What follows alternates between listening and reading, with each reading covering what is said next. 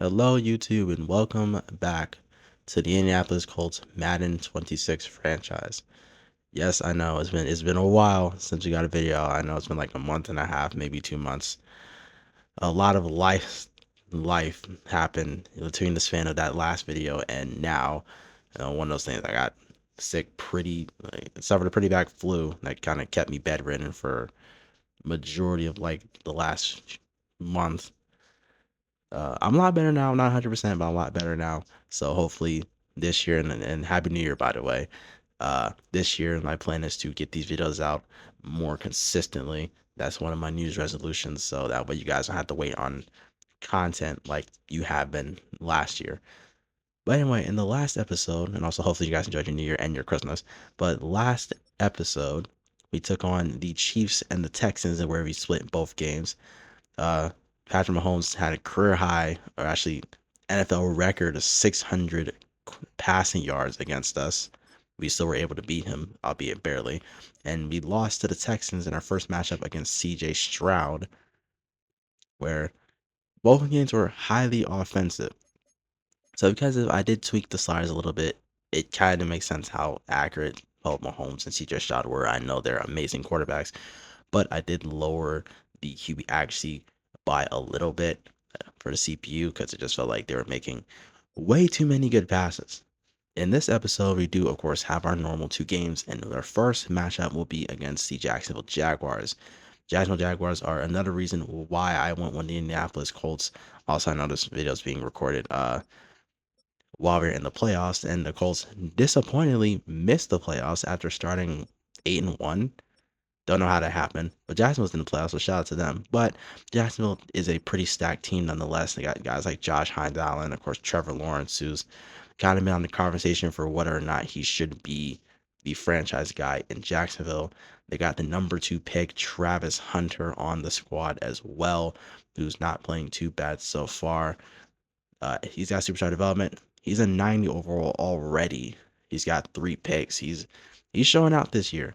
And I love to see it for the number 2 pick. Like I said, him and Cam Ward were two big reasons why I picked the Colts, because I think it'd be pretty fun to play against number 1 and number 2 pick. And we already had our fill in with Cam Ward this season. But back to Trevor Lawrence, he's had mostly up years. He's had his slight down years, and Jacksonville's been somewhat of an inconsistent team despite his slight success. He's not playing too bad this year. He's got star development. He will be on this team long term because Jacksonville decided to give him a huge contract. So he's really not going anywhere. But this team has also some other weapons. Brian Thomas, Ezra Cleveland, Rondale Moore is on this team, but he is out. Travis Etienne, Tank Bigsby is also still on this team. They got Brenton Strange at the tight end position. They got a solid offensive line to work with. I didn't mention Ezra Cleveland, but their defense is pretty stacked. Along with Josh Hines Allen, they've got Trayvon Walker on this team. Eric Armstead, the former 49er, as well as Devin Lloyd. I'm going to say his name wrong. Olokun. I'm pretty positive I said his name wrong. The secondary is not the strongest, but I think this defense still is wildly stacked. So we're going to have a tough time really beating this team. Jacksonville has one of the best defenses in the entire NFL. Of course, ignoring our worst defense. They are top 10. They're not a team that allows a lot of yards, especially against the pass, because the Rams in that area. They're not a great team against the pass. I mean, obviously we're worse, but they do defend the run pretty well, which is our strong suit. They're the third best team in defending the ground game. And with us having Jonathan Taylor and us being the best running team, is going to be a bit of a controversial, well, not controversial, but it is going to be a conversation point in this game. Look at the defense around the league. They also have the fourth best scoring defense, which is scary.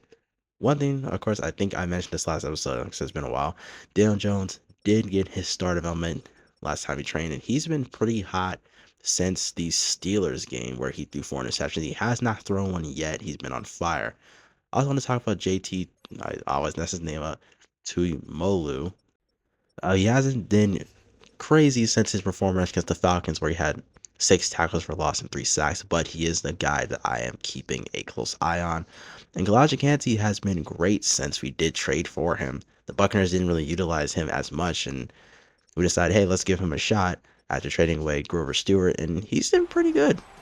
some solid games. I like the way this guy is playing next to DeForest Buckner, who has not put up the same numbers. DeForest Buckner actually has had quite a down year so far, which is kind of surprising. You would think he'd be playing a little bit better. But nonetheless, we're underway to going up against the Jacksonville Jaguars and Travis Hunter for the first time this season. It's taken our 13th game. We come in this game 5-7. Jacksonville Jaguars come in fairly the opposite, 7-5, and they're looking hot, leading the AFC South, looking to win the whole thing. As with us going on our win streak, despite our loss against the Texans, we are edging a little bit closer into the playoff conversation as we kick off week number 14 against Jacksonville Jaguars. This will be returned to about the 29-yard line. And here comes Trevor Lawrence. This season, he's in pretty solid, 2,500 passing yards, 19-9 on the touchdown to interception ratio. And he is leading this team to the promised land. First play of the game, and it's meant for ETN, who gets met at the line. He gets met at the line of scrimmage by JT Tuimoloau. I know I'm probably gonna keep messing his name up, but that's a big play for him. We just talked about him. Cameron Bynum being a huge injury for us. Coming into this game, he's out for the rest of the year as Trevor Lawrence finds Brian Thomas for the first down. Pass midfield, moves the chains, 2nd and 3. As Brian Thomas is in motion, and Lawrence will kick it right to him for a first down, a little bit more. Jacksonville looks to make a statement on their first drive. It's 2nd and 1. Tossed it to ETN, and there he goes down. And it's JT Tuimoloau again who makes a big play. As I just said, we were just mentioning him a little bit earlier. 3rd and 4. And this would be a huge stop for Indianapolis if they can get it. Lawrence to throw, and that's incomplete. Batted away by Tuimoloau again. Being deeply involved in this drive alone. And the kick is up and almost blocked. It's good for Jacksonville. And Cam Little, who in real life does have the NFL record. Before this, he had a 70-yard kick in the preseason, which didn't count, but hey, it counts in our hearts. But anyway, a solid return by Jacksonville to about close to the 30-yard line. Daniel Jones comes in. He's going to make, I believe, his 5th start of the season. He hasn't been bad. Ever since that 4-interception game against the Steelers, he has not thrown a pick yet. He's been on fire for the most part. It is 3rd down for the Colts, and Jonathan Taylor steps out of bounds on the pass. So it's a 3-and-out for the Colts on their first drive. Was a good play, but not the right adjustment by Jonathan Taylor. He almost had it. So the Indianapolis Colts will punt this ball away. Jacksonville will get another opportunity to maybe get into the end zone. Hand off to ETN. He breaks away, finds a hole. And there's a first down for the young running back. As Jacksonville stays on the offensive. Back to ETN, who had more negative plays than positives. And this time it's Travarius Ward who stops him dead in his tracks. He's improved a little bit in this second half of the season after his first half where he was looking really disappointing.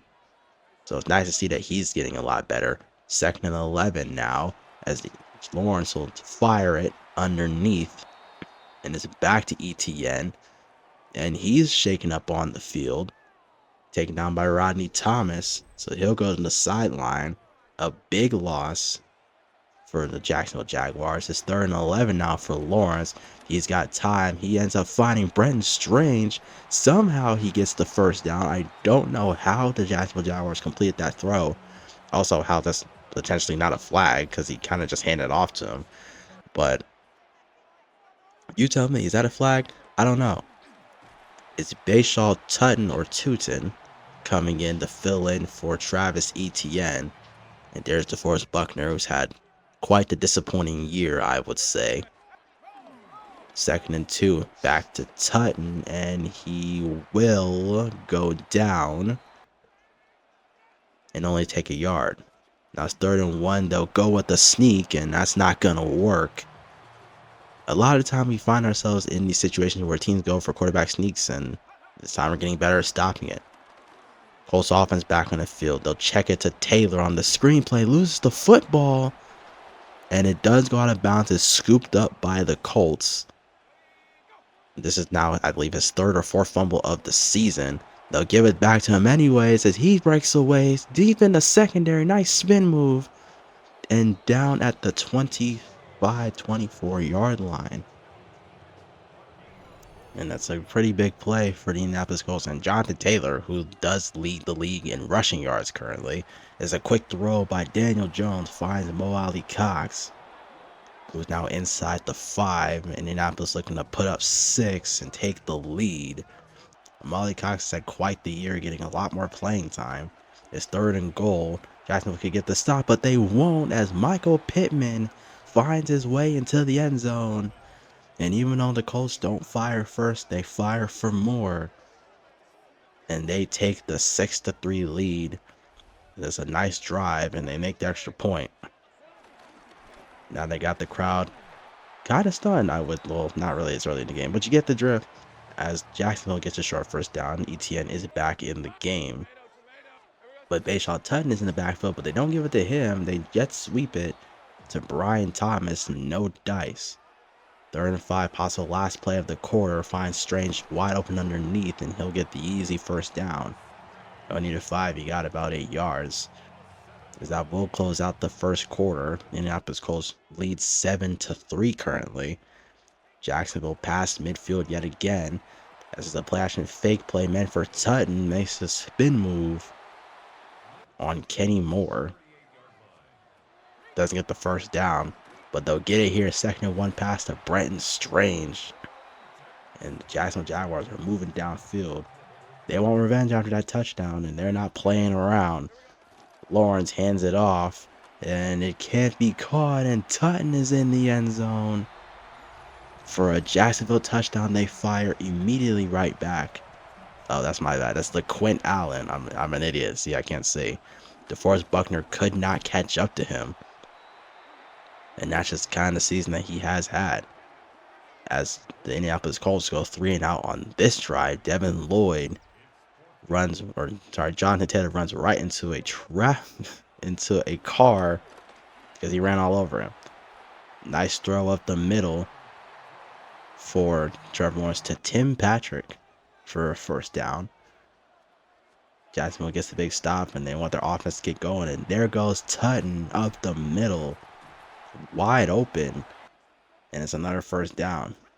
Tutton was 33, guys. And hand it off to him again, right at the middle yet again. And he'll get another 15 yards. Just about. And they're already in the red zone. Throw up the right side. That's caught. First down, it's Travis Hunter, who's playing. No, he's a two-way player. He can play receiver. And that's one of the scariest things about this Jacksonville team. A screenplay that does go incomplete. Nice job by the defense to hold out. 3rd and 10 now for Lawrence. On the left side, misses Brenton Strange. That's a touchdown. And instead, they'll have to just kick a field goal. That was a touchdown in the palm of the Jacksonville Jaguars' hands. They kind of threw that away. I'm also surprised that's not a roughing the kicker call. But Jacksonville will increase their lead to 6. Jones with time, and he'll just run out the pocket, create his own play using his legs to about the 47-yard line. That'll hand this one off to Taylor. He does get the first down. He had a lane. I'm surprised he wasn't able to take it. Now 2nd down. Indianapolis can take the lead with a touchdown and an extra point. The one a few times, Jonathan Taylor is stuffed. Now it's 3rd and 12. Jones to throw, and he is sacked. Josh Hines Allen gets to Daniel Jones. And if they were in field goal range, now they're not. They have to kick the punt. So a key stop there. As Trevor Lawrence makes a nice play back to Brenton Strange, who has his 4th catch of the day. He's not his number 1 target, but he's been a crucial target. Inside 2 minutes. Jacksonville Jaguars, they want more. Up the middle, they'll find Brian Thomas, who gets a lot of yardage. It's another first down now at the 41-yard line. Jacksonville has all 3 of their timeouts, so they can do whatever they want. As it's back to Thomas up the middle, Kenny Moore can't keep up with him. And it's looking bad for the Indianapolis Colts defense. Lawrence to throw again. Had a lane, decided not to run it. He's got a lot of time in the pocket and somehow finds Brian Thomas, who breaks away from the defender. That's his third straight catch of this drive alone. And now it's the Brenton Strange who breaks some tackles inside the 20 at the 15. And Trevor Lawrence is nickel and diming this defense. 31 seconds. Jacksonville in the red zone, and it's an easy throw to Brian Thomas. And Trevor Lawrence, pretty much all by himself, just torched the defense. And now the Jacksonville Jaguars are up 20-7. As well as Brian Thomas. Quick play, and tried to make a play, and Jones throws an interception to Devin Lloyd with under 20 seconds left to go. Can't really blame Daniel Jones, just tried to make a play. I think he kind of forced that throw a little bit. And after a field goal, because they were in field goal range, it's now 23-7, a one-sided affair here in Jacksonville. As we'll reach the halftime report and see what's going on around the NFL. As we are closing out the regular season. And these games are going to matter much more. Cowboys and the Lions. And it's a pretty big play for the Lions, and they're up big, 20-7. As I believe that's Jameson Williams. I don't know names, guys. I'm sorry. That's David Montgomery who breaks away into the end zone. And the Lions right now are dominating. Big matchup between the Pittsburgh Steelers and the Baltimore Ravens. Baltimore Ravens, one of the best teams in the Steelers. Surprisingly, one of the worst. And it's a jet sweep. It's not Lamar Jackson running it. It's somebody else. As this game is currently tied at 10 apiece. And Aaron Jackson's potential last year, Aaron Rodgers, potential last year in the NFL. We don't know for sure the future of him or with the Steelers yet. And speaking of Aaron Rodgers, the Packers are currently hosting the Bears, and Jordan Love finds his target in coverage, beats everyone else. I don't remember who it is by heart, sorry. But the Packers currently lead 21-10 as they look to make their playoff rounds. Look around the league. One of the biggest things to note, the Vikings are currently torching the Washington Commanders. I almost called them the Redskins. That's not allowed here in the NFL. But this game has been mostly one-sided in favor of Jacksonville. Outside of that one really good drive the Colts had really on defense and offense at the start of the game, they haven't really produced much. And the defense in itself has not really been able to stop Jacksonville or Trevor Lawrence from really able to do whatever they wanted to. So there has to be some sort of adjustment in the second half if the Colts want to get back into this game. They are 5-7. They can still make the playoffs if they play well enough. But games like this, especially in a divisional matchup, do matter. Games that neither team can really afford to lose.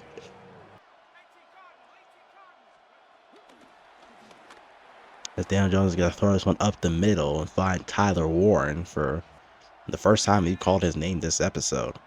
2nd and 4, they'll hand it off to Taylor. Nice adjustment. Juke move almost broke away from the entire team. Instead, he's down at the 49-yard line. And there's a Jacksonville Jaguars shaking up. I believe that was Travis Hunter. I don't know for sure. But they'll hand it off to Taylor again, and he finds his way inside the 30-yard line. We talked about how Jacksonville's defense, they're able to defend the run pretty well as they do show blitz. Jones runs out of time to throw the football. He might have had it. 2nd and 10. Quick throw up the middle. That's incomplete. Now it's 3rd and 10. Devin Lloyd is there again. Devin Lloyd, one of the best linebackers in the entire NFL. And Jones will find his target. It's Molly Cox, but the throw was a little too high. And the Colts will go for it on 4th and 2. Big time play for both teams. Heavy blitz by Jacksonville, but that's broken away by Taylor, and he's in the end zone. A 20-plus yard run. Going for it on 4th down, putting pressure on Jacksonville. They go with the blitz, and it doesn't work as Taylor breaks away. That is a really good heads-up block up the middle. Indianapolis is going to try to go for two instead of taking the field goal. Passes in. Sorry. It is complete in the end zone to Michael Pittman, and now it's an 8-point game. What I was saying was the Colts have one of the best running games in the league. When it comes to Jacksonville, they're one of the best at stopping the run, and that hasn't been the case, at least not so far. So something does have to give, and that's intercepted by Travarius Ward. A huge interception thrown by Trevor Lawrence. He's thrown quite a few. He has 9. That's now his 10th. And Travarius Ward has stepped it up in the second half of the year. A lot of interceptions have come on overthrows, but you take him where you can get him. Nice throw at the middle. Mo Cox again. 1st and 10. And all the momentum in the side of Indianapolis as there's a heavy blitz. Jones loses the football, but it's scooped up by the offense, but a loss of 12 nonetheless. And now the Colts are out of field goal range, so they tried it for a screenplay. That was never going to work. And just like that, all the momentum in the Colts is just gone. But a pretty good punt nonetheless. They're inside the 5. Nice stop by Travarius Ward on Tim Patrick.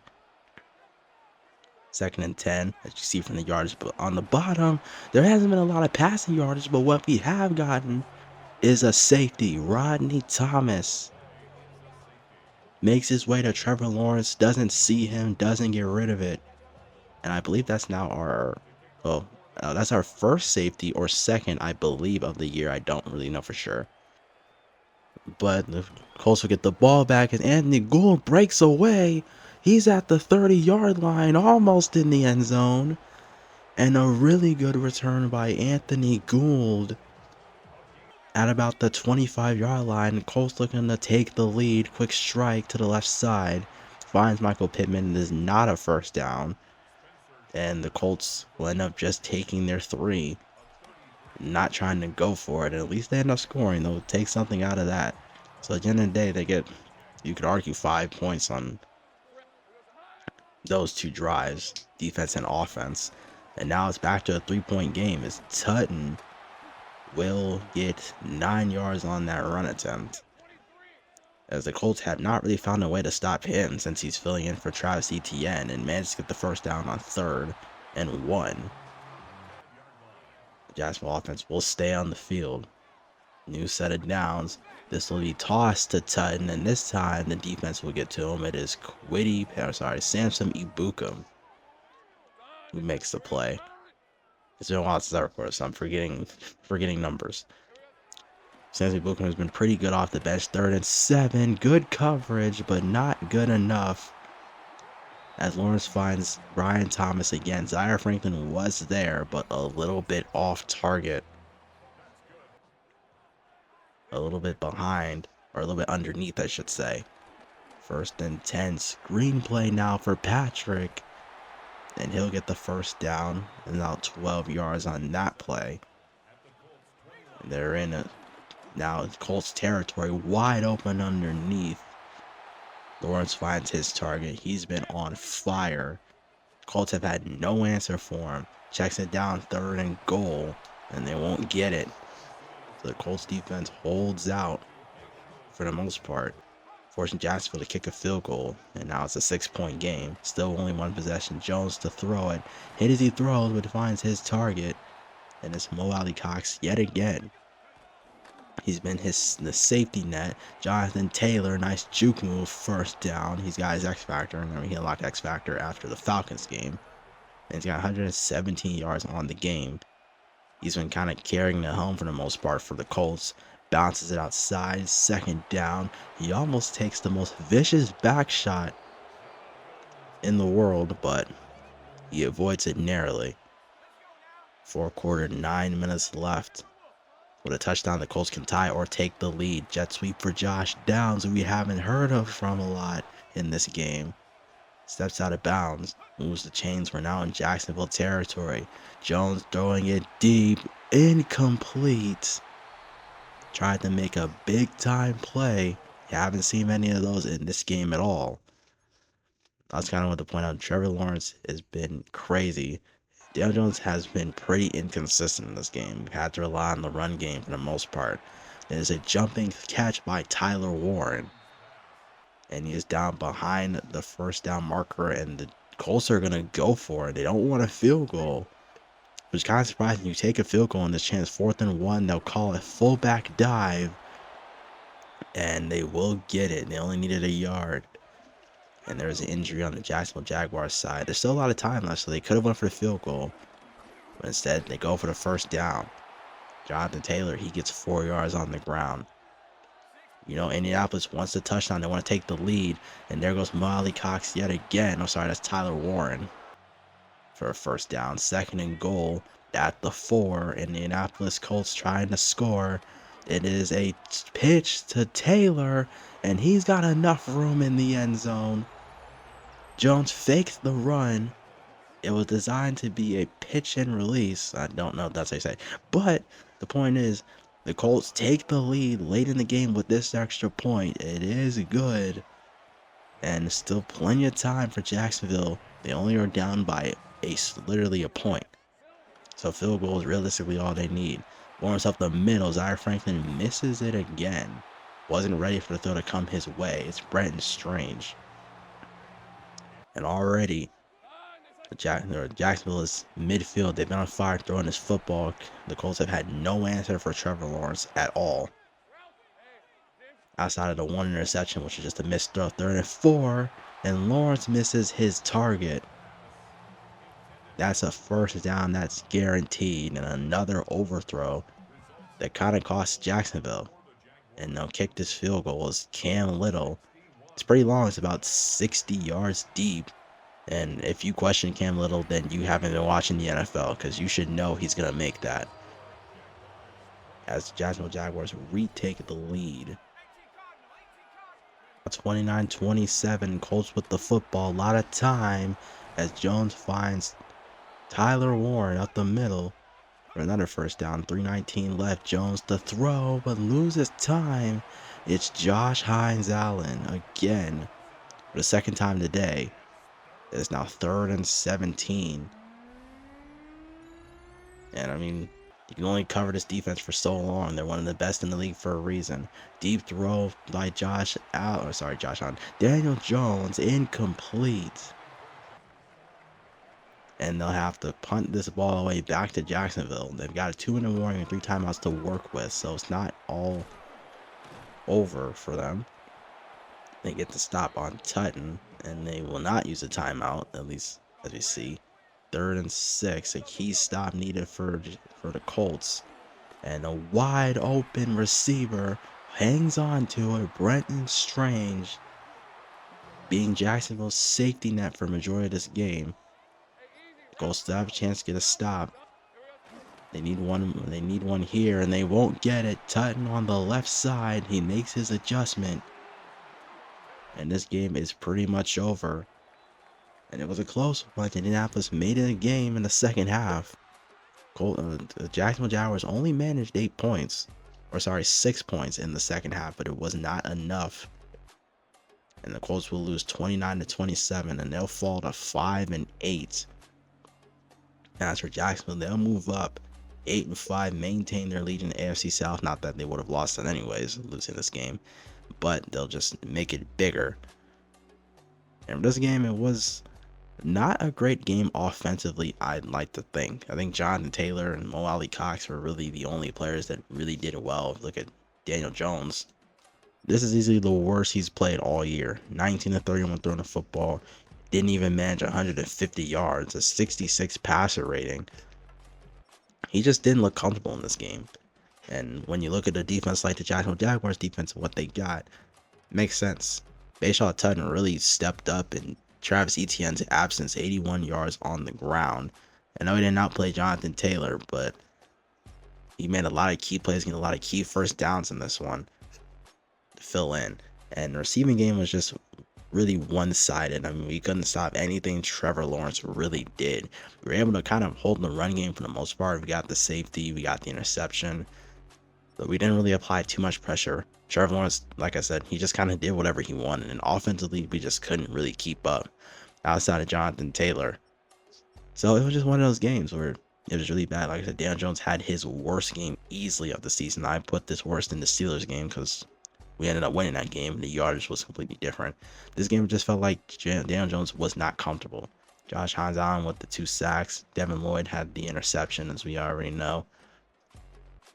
Rodney Thomas stepped up in Cameron Bynum's absence, was sacked with 2 tackles for a loss. So a pretty nice game for him. Nick Cross will see a bit of an upgrade. Will upgrade his zone coverage a little bit more. Maybe that'll help us. And Jalen Jones, who's had a solid year being mostly our slot corner, we'll give him an upgrade as well. But a disappointing loss against the Jacksonville Jaguars. I mean, you don't want to lose a divisional game by any means, especially in the position we are where we're kind of in the playoff conversation, but not entirely. In year number 1, guys turned into the real life Colts, except we didn't actually exceed expectations at all. Look at the weekly recap for week number 14, and it was realistically, it felt like it was all Jacksonville. I know the score doesn't really tell the story, but it just felt like we could do nothing against Jacksonville's offense and not much their defenses. We lose 29-27 and fall to a 5-18 now. Justin Herbert and the Chargers will host the Philadelphia Eagles and Jalen Hurts. Pretty key matchup, a potential Super Bowl matchup, as Jalen Hurts fires this one to the left side, finds his target, and breaks a tackle. I don't know why this always happens. It's AJ Brown. I don't know why this happens in Madden highlights, but it does. But the Eagles will come out victorious. They try to maintain their lead in the NFC. If I had the Washington Commanders and the Minnesota Vikings, last we saw the Vikings were torching this team. I believe it was 21-3. Don't quote me on that. But this ended up being about what you expected once you saw that score. A blowout by the Vikings, 35-10. Jaden Daniels is not lifting this Commanders team to the type of season we thought he would. As for the Vikings, they're looking pretty competitive in the NFC North. But then again, they are usually always competitive. These are the scores around the league. Atlanta ended up being Seattle. Seattle, we will see in the following game. Buffalo ended up gaining a victory. Miami and New York had a close matchup. Atlanta, a team that we've already beaten before in a close game back in Berlin, still a competitive team. And the Seattle Seahawks, who are surprisingly not having that great of a year. Sam Darnold is not playing all that bad. I don't think he's playing better than he did last year with Minnesota, of course. Nor is he playing as good as he did in real life with Seattle, as they do, as this recording, play against the 49ers today. This Sunday, as I am doing this video. But surprising enough, not playing that well. Jackson Smith-Njigba obviously is their number 1 guy on this team for sure, at least offensively. He's had 400-yard games on the year. Crazy enough, though, they're the worst team offensively in the entire league. Only barely, because they only are a yard below the Browns and 5 below the Bears. That's kind of crazy that they're not that great offensively. They have the 3rd worst scoring offense on top of it all. So kind of crazy that a Seahawks team that, while not supremely stacked on offense, in reality, is not doing that great. On the other hand, they're actually a pretty solid defensive team. They are the 5th best team when it comes to defending the run. They don't really allow a whole lot of points. They're a team that can get to the quarterback, which is something we struggled with last game against Jacksonville, and a team that can pick the ball off pretty consistently. They're in the top 5. We get another look at the prospects as we are reaching near the end of the year. We're going to talk about this a little bit more, of course. And Tony Peterman, in my opinion, is, if we had to pick in the top 5, he would be my go-to. Honestly, being on defense, being an edge rusher, I think that's something that we realistically need, even though our edge rushing is still pretty good. Offensive line, there's Nick Guerrero and Jordan Acosta, who are also in the top 5 in terms of protection. I don't think offensive line is a huge need for us, but of course it's something that naturally you want to look into. You want to improve your offensive line or get some young players in that regard. Quarterback has been an up and down conversation all season. I think that is a necessary need for us. I don't think it's our biggest need, but it is a necessary need to look at. Juwan Stewart is my number 1 if we had to go with a quarterback. I know Elson Cunningham is on the list, but if I want a more mobile quarterback. Jawan Stewart is that guy. Plus, he is slightly more accurate. Marcus Hampton is another guy that I'm pretty interested in. He is a receiver. I know our receiving core is not the best, but I don't think it's that bad. I think we have some fun receivers on this lineup for sure. Downs has been pretty great. Tyler Warren in his rookie year has been pretty solid. Molly Cox has played pretty good, but we don't really have a lot of depth. Michael Pittman, he's on a big contract, so maybe you want to find his replacement. Who knows? Chip Blythe is one of my favorite defensive players next to Tony Pearman at the defensive tackle. I know we just picked up Elijah Cansey, but you can't go wrong with getting someone like Chip Blythe who has a lot of potential. Tony Pearman is another name. Broderick Justice on the offensive side of the football. So we're looking at both sides of football because we're not the best team in the league. We don't have a lot of strengths on this team, honestly. I credited the defense back in the preseason, but funny enough, that's been the thing that struggled the most is defensive consistency. Christopher Weathers, if you look at the Sam position, the linebacker position, I think when it comes to defense, that's our weakest position. I think we only really have Zaire Franklin to really look to for consistency. Chad Muma, I know he's there, but Chad Muma is not anything supremely amazing. And Jalen Reese-Maybin hasn't made a whole lot of noise since we picked him up. Kobe Oliver is one of those other names as well that if you are looking, it's a potential first, second round pick if we had to choose someone on this list. I could see him being one of our top guys if, of course, we don't pick super high. We don't get for someone like Tony Pearman. The press wants us to talk about Rodney Thomas after the game that you just saw he had. He had a sack and 2 tackles for loss, and we want to know how the development for him is going. Now, he hasn't played a whole lot this year. Obviously, he's filling in for Cameron Bonner, who is injured. We ended up going for a pretty hard goal. Now, I didn't think it would be that big, but the goal is that he has to get 2 pass deflections and 1 interception to get star development. Now, considering he is a player that 1 has barely played and 2 isn't any sort of spectacular player by any means, it's kind of gonna be hard for him to step up and just have that type of game. I didn't think when I picked hard goal it would be to that level, but of course we're still gonna try to see what he can do against a Seahawks team that's really struggling on offense. As we get underway, week number 15, of course we're getting closer to the end of the regular season. I know it's taking a while. Don't press me on that. Seahawks are wearing their rivalry uniforms, which is new to this game for the AFC, I believe AFC East and the NFC West. We've seen the entire NFC West, but the 49ers, who will play in prime time next episode. First play, Jonathan Taylor gets the handoff, had an amazing game. How many times has he not? 3rd and 2, tries to move the chains, and the defense stuffs him at the line of scrimmage, at the 43-yard line. Even though the Seahawks team has a pretty bad offense, surprisingly, they have a really good defense on paper and even in the statistical front. So this may be similar to Jacksonville, except, Jacksonville has better offense, of course. Now Sam Darnold coming into his first year with Seattle, 15 touchdowns, 9 interceptions. Not having an amazing year, but far from terrible. But Seattle's not having the year that you would expect him to have. Handoff to Kenneth Walker, who goes absolutely nowhere. Colts defense looks to carry over how they played in the second half against Jacksonville, way better than in the first half.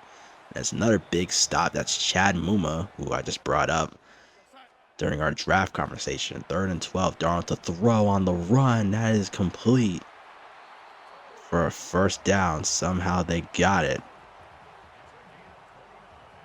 As the Seattle Seahawks move the chains. It's a crazy play by Sam Darnold. He can make those, believe it or not. Seattle makes it all the way downfield to the 41-yard line. A screen play that goes absolutely nowhere for Torrey Horton, who, as you know, made the catch earlier. 3rd and 11, and the Colts get the stop. Not often on 3rd down you see this team get a stop, and this time they will. As Sam Darnold overthrows his target. Incomplete, they have to punt the ball away. 1st and 10, handoff to Jonathan Taylor. Looks to carry over his performance from last game.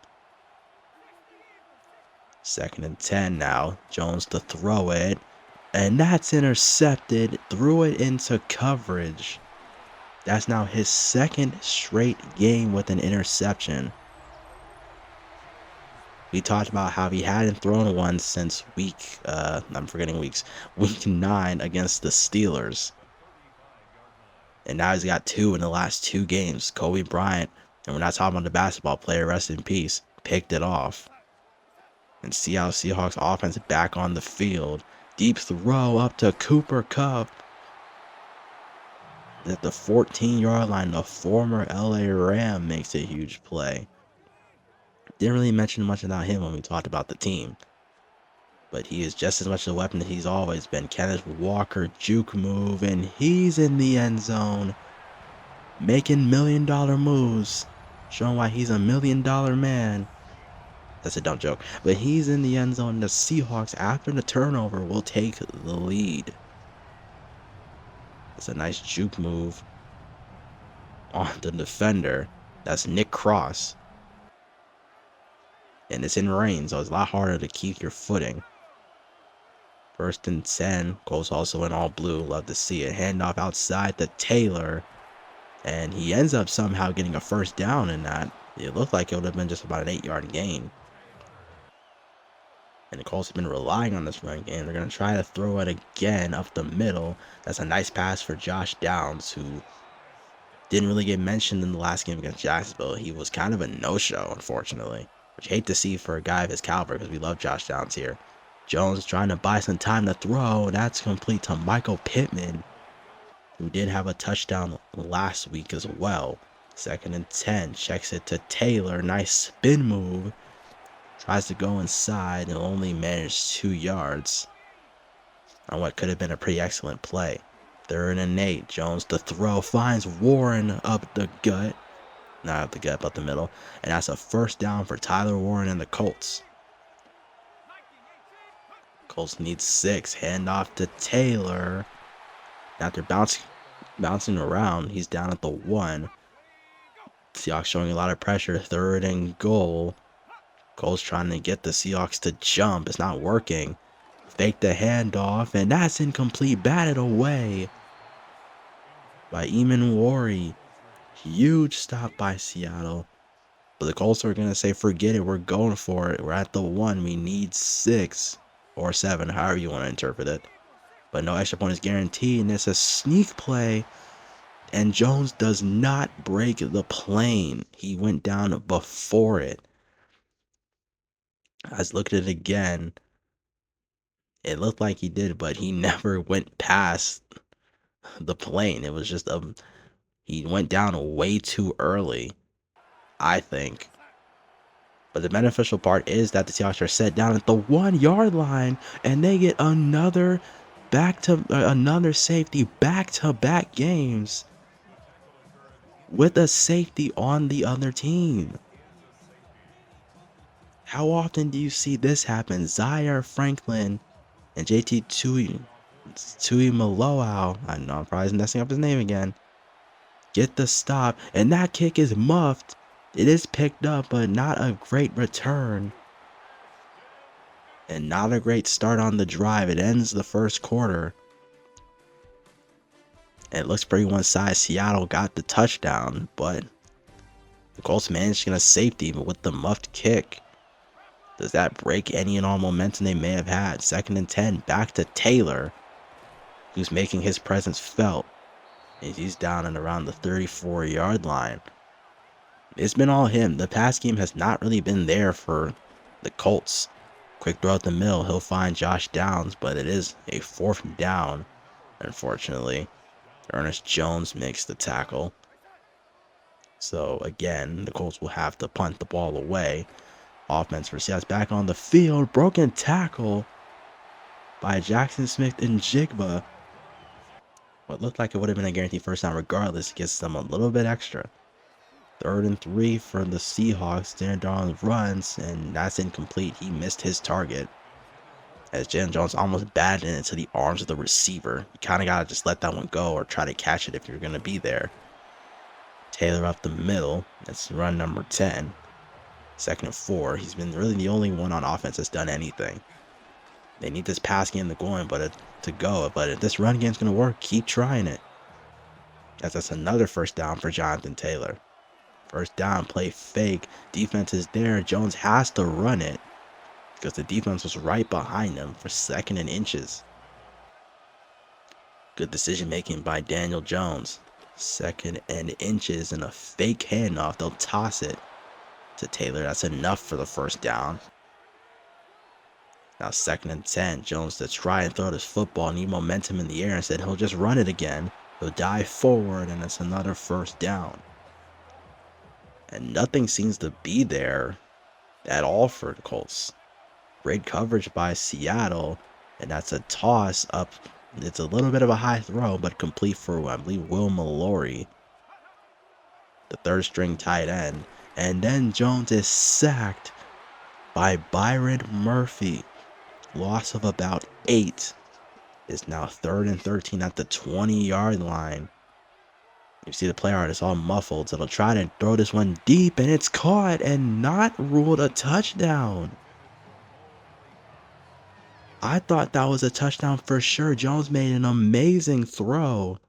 The refs say no. Look at it again. And that looks like a touchdown for sure. That's a great throw.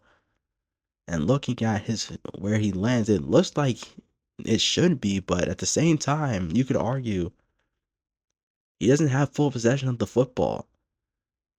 It's a great throw by Jones for sure. Fits it in a place where Molly Cox could get it, but you could argue, like I said, he doesn't have full possession of that football.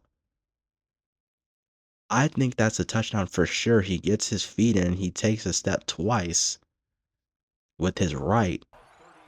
But let me know, do you guys think that's a touchdown? I think it is. Instead, the Colts have to settle for 3. That's a big play. You could argue the Colts got robbed in. Like I said, you could argue he didn't have full possession of the football. But Seattle's offense back on the field, and another broken tackle. Kenny Moore couldn't wrap him up. Seahawks with a little bit over 4 minutes left, not only 2. This is 1st and 10. Sam Darnold will keep it himself, and that was probably the biggest mistake he made all game. As defense is there to stop him. 2nd and 11. Not a lot of offense played in this game either. It's a quick throw, almost picked off. Would have been a pick 6 for sure for Mekhi Blackman. I think it should have been. 3rd and 9, and Sam Darnold's going to go deep. That's incomplete. And Nick Cross almost let Jackson Snick and Jigba moss him. You can't let that happen as the safety. 1:30 left. Kicks it to Michael Pittman, who loses the football. And it's scooped up by the Seattle defense. And after reviewing it, I think he was down when he lost the football, so I don't think this fumble will count. So Indianapolis for the moment catches a break as Jones finds Michael Pittman outside. It's time to run out of bounds to avoid any sort of fumble of any sort. Inside a minute, kicks it to Taylor. Nice juke move. And he's bounced around like a pinball down at around the 37.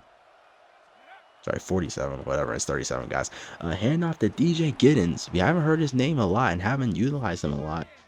But he gets the first down, moving the chains. Play action fake now for Jones, trying to buy some time. Finds a man open. It's Mo Alley Cox on the left side. And that's a timeout. And then Jones throws an interception in the end zone. Missed his target. And I think we should have just ran it. Bad decision making by Trevor Bailey and Daniel Jones. Of course, you're not expecting him to overthrow that football, but the rain might have messed up his accuracy. The Colts had a guaranteed field goal right there, and instead they end up empty. So it's a 7-5 game. Weird score. We'll look at the halftime report around the NFL, and the Houston Texans and the Arizona Cardinals. Another AFC South and NFC West matchup. Kind of crazy that kind of thing happens, but that's a strike up the middle by CJ Stroud to Christian Kirk.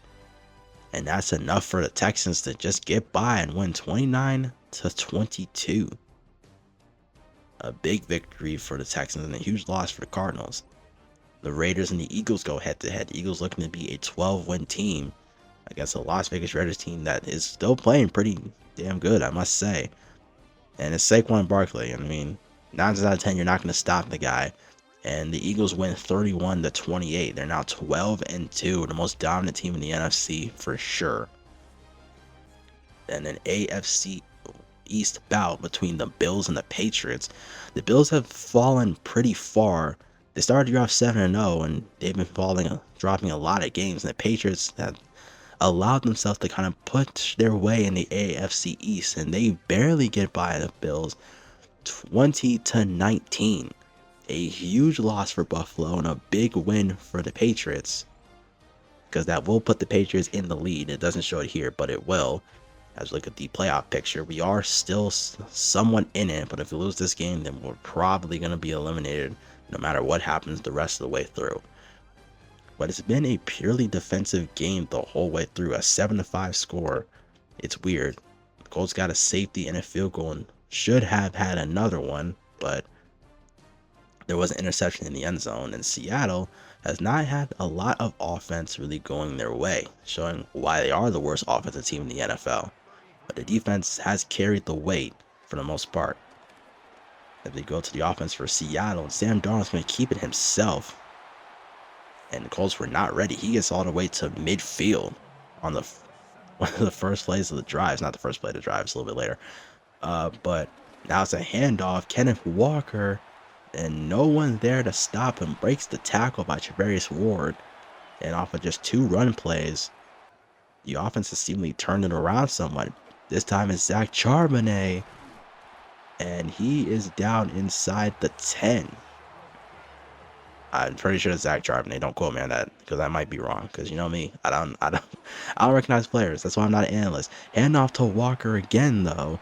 He is short of the touch in the end zone. Great saving tackle. Sorry. 3rd and goal. QB sneak, and Sam Darnold won't get it.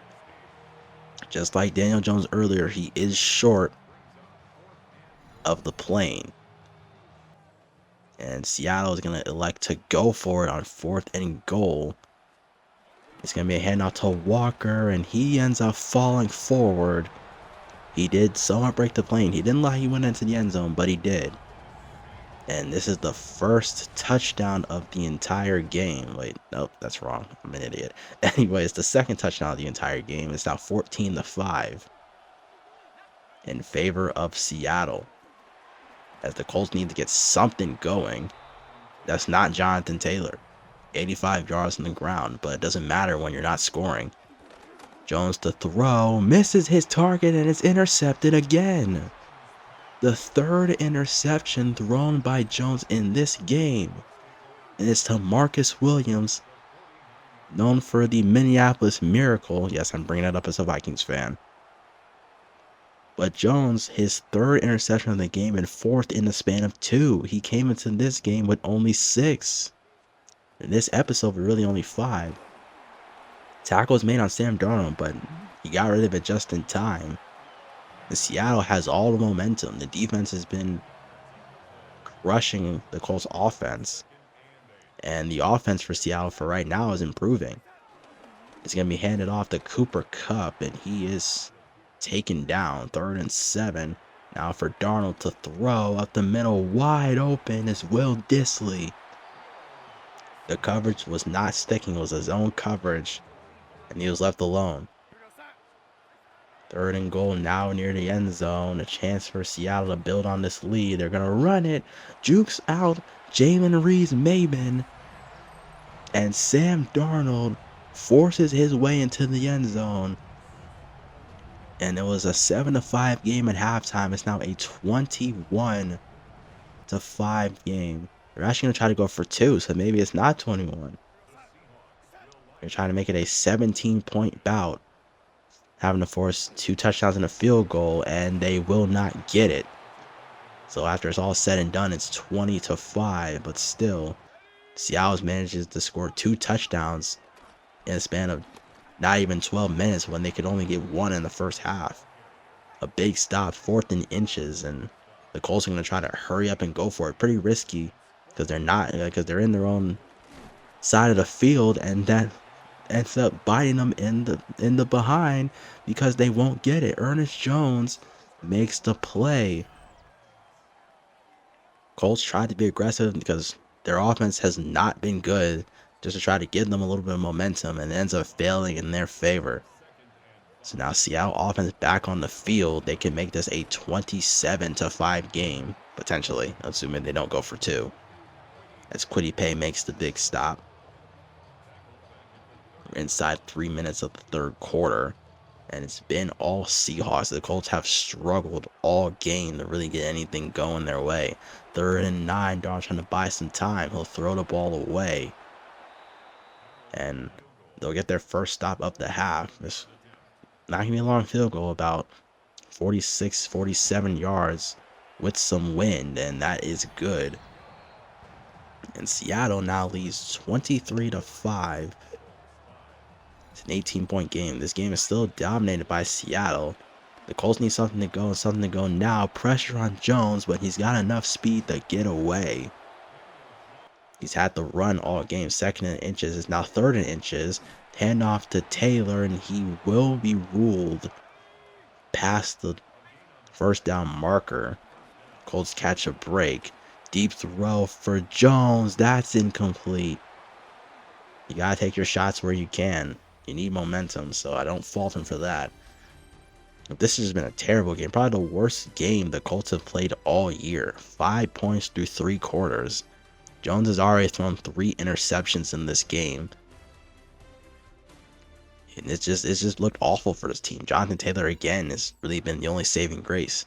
The defense can only hold on for so long when the offense isn't performing. So I don't really blame the defense for this. 2nd and 10, man in motion. Jones to throw, and he misses Josh Downs. That's been the kind of day that it's been for the Colts. 3rd and 10. Kicks it to Jonathan Taylor, but the pass is behind him. So Forson had to turn around and make a play.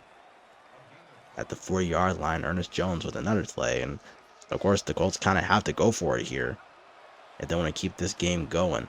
Jones on the move. That's picked off again. How does that happen yet again? And guess who it is? Ernest Jones, who's making big-time plays in this game. This defense has shut down this Colts offense completely. And how, you wonder, simple. It was thrown into double coverage. Jones tried to make a play. I mean, can you really blame him? It's just been that kind of day for the Colts. So the offense is back on the field. It's now 3rd and 8 for Seattle. Colts looking for another key stop. Darnold to run, and he's going to do what he does best. Use his legs. And gets another first down. Seattle wasting some clock. It's 3rd and 7 yet again. They'll kick it to Kenneth Walker, who will not get the first down. He is short a yard. And would you look at this, the Colts subbing Riley Leonard, making his NFL debut. It's been a terrible outing for Daniel Jones, and they don't really have much of a choice. Riley Leonard, his first game in the NFL season. It's coming at a bad time, but it had to come at some point. Jonathan Taylor does get the first down. There is an injury for Seattle. So this will stop the clock, and hopefully he's all right. Yeah, Riley Leonard, his first game in the NFL. Let's see how this goes. It comes down to 25 game, and he'll run out the pocket. He's not as fast as Jones, but he will get 5 yards on the play to try and move the chains and try to spark this Colts team, even if only a little bit. 5 yards out, a screenplay for Jonathan Taylor. A stop and pop. He will barely get the first down. And that is his first completion of the year. As the Colts will opt to hurry it up. Riley Leonard to throw, right side of the field. Passes caught. Josh Downs breaks away. He's in the end zone. And that's the first touchdown, not only for the Colts in this whole game, but for Riley Leonard. in his young rookie campaign. And it does come in a big way. And maybe that's the spark the Colts need. Downs had a bit of a step. And a great throw by the rookie Riley Leonard, who we hope to see more of. We might see more of it the rest of the season. We don't know for sure yet. Him coming in doesn't spell the end for Daniel Jones as Kenneth Walker bounces outside and breaks away for a huge gain. All the way to the 34-yard line.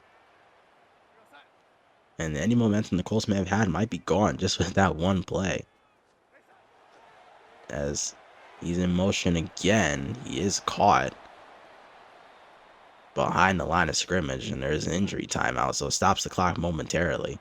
And they'll go with the halfback screen. A lot of running room, great blocking, and he will not get the first down. It was a good attempt. 26-12 under a little over under 4 minutes left. There's some completion for Riley Leonard to Will Mallory. And once again, the Colts are going to hurry up. I don't know if this is a smart decision. Play action fake by Leonard. Pressure in front of him, and he will get rid of it barely. The Seattle defense not letting up. Leonard to throw again, trying to buy time, and it is intercepted. Yet again, the 5th pick by Seattle. And it's Ernest Jones yet again. Tried to force a throw, and he just completely missed. He threw it way too far to the left. And prior to the 2-minute warning, Seattle offense will make a throw. That's to Cooper Kupp. But it's a 4th down, 26-12. Not a lot of time for Indianapolis to do much of anything. Just try to see how good Riley Leonard really is. He'll run out the pocket. He'll get tackled, but he'll hold on to the football. As we're inside the 2-minute warning, they could still win this game with the touchdown. An onside kick, so it's not entirely over. Riley Leonard will run the ball again for a gain of 8. That's not really going to get you much. It's going to use up a lot of clock. Leonard tries to get rid of it, but he is sacked. And it's a loss of about 6. So this is the last stand. A quick throw up the middle, incomplete. Meant for downs. And that should relatively do it for this game. I know the Colts have timeouts, but they won't use them. And if you thought Daniel Jones' worst game was last week, this game was a lot worse for the offense. 1 touchdown in this entire game, which is the least. Also, 12 points is the least amount the Colts have had all year for a team that is relatively good at scoring. Seattle, it wasn't all pretty, especially that first half, but they cleaned it up in the second half, forcing 5 turnovers or interceptions. A team that was one of the top teams in the NFL in picking the ball off, and they do it just that well. Daniel Jones, terrible game, 4 interceptions. Once again, it felt like he's just in some sort of slump that came out of nowhere. I don't know what happened, but he's definitely on the lesser side of things. As we reach the final stretch of the year, Riley Leonard, his first touchdown of the year, is a bittersweet one because you don't want to see it happen in a game like this where it just was completely one-sided and not in our favor. Rodney Thomas, I'm pretty sure some of you probably forgot about his depth trait because nothing happened. He didn't do anything in this game to really warrant it being upgraded. Daniel Jones, with his 2-4 interception games, now has reached 10 interceptions, which is not ideal for him. Now, that does not mean that we are going to sit him out for the rest of the year. We could, if we want to, but we'll see how things play out. But we'll go with the weekly recap. And it was a one-sided game the whole way through, it felt like. It felt like we were in the first half. In the second half, Seattle just ran away with it. 26-12 victory. We're now 5-9 on the season. Any chance we had, the playoffs might be officially gone. The Patriots and Bills will play again, apparently. And that actually was not the case because I didn't realize this was the same game they showed us before. Because it's the same score, so I don't really know what happened with this. But we'll end up looking at all the games anyways, so This doesn't matter. But the Packers and Broncos is something that's a little different.